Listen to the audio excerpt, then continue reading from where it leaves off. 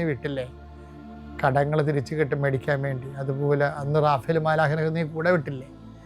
ഞങ്ങൾക്ക് നഷ്ടപ്പെട്ടത് തിരിച്ചു മേടിക്കാൻ വേണ്ടി വിടുന്നവരുടെ കൂടെ പരിശുദ്ധമേ നീ കൂടെ വിടണമെന്ന് പ്രാർത്ഥിക്കുന്നു ഈശോ.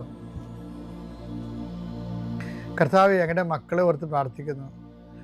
വീട്ടിലെ സ്ഥിതി കാരണം മനസ്സ് മരവിച്ചിരിക്കുന്ന കുഞ്ഞുങ്ങളുണ്ട്. അവരെല്ലാം ഞാൻ ആശീർവദിക്കുന്നു.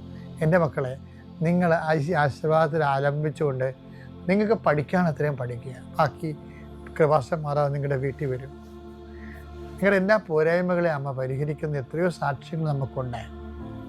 കർത്താവെ, ജീവിതമാർഗം മുട്ടിപ്പോയവരുണ്ട്, വീട് സ്ഥലവും ഇല്ലാത്തവരുണ്ട്, വിവാഹം ഒത്തുവരാത്തവരുണ്ട്, മക്കൾ ദുർനടപ്പിൽ പോയിട്ട് വേദനിക്കുന്നവരുണ്ട്. എല്ലാ മേഖലകളിലും എന്തെല്ലാം വേദന നീ അനുഭവിക്കുന്നുണ്ടോ അവിടെ എല്ലാം ഈ ദിവസം കർത്താവ് നിന്നെ ആശീർവദിക്കട്ടെ. നീ കണ്ടുമുട്ടുന്ന വ്യക്തികളെ കർത്താവ് ആശീർവദിക്കട്ടെ. നീ ഒപ്പിടുന്ന രേഖകളെ കർത്താവ് ആശീർവദിക്കട്ടെ. നീ ലോൺ എടുക്കാൻ പോവുകയോ സാമ്പത്തിക വിഷയങ്ങൾ സംസാരിക്കാൻ പോവുകയോ ചെയ്യുന്ന ഇടങ്ങളിൽ കർത്താവ് നിനക്ക് തുണ വരട്ടെ. എൻ്റെ കർത്താവിൻ്റെ ഉന്നതമായ നാമത്തിൽ, സഭയുടെ അധികാരത്തിൽ, കുരിശിൻ്റെ അടയാളത്തിൽ ഇനി ഇന്നത്തെ ദിവസം നീ പോകുന്ന എല്ലാ ഇടങ്ങളിലും നിൻ്റെ കർത്താവ് നിന്നെ സന്ധിക്കട്ടെ. നിത്യം പിതാവും പുത്രനും പരിശുദ്ധാത്മാവുമായ സർവേശ്വര എന്നേക്കും ആമേൻ. എൻ്റെ പ്രിയപ്പെട്ടവരെ, ആധ്യാത്മിക മുന്നേറ്റങ്ങളിലെ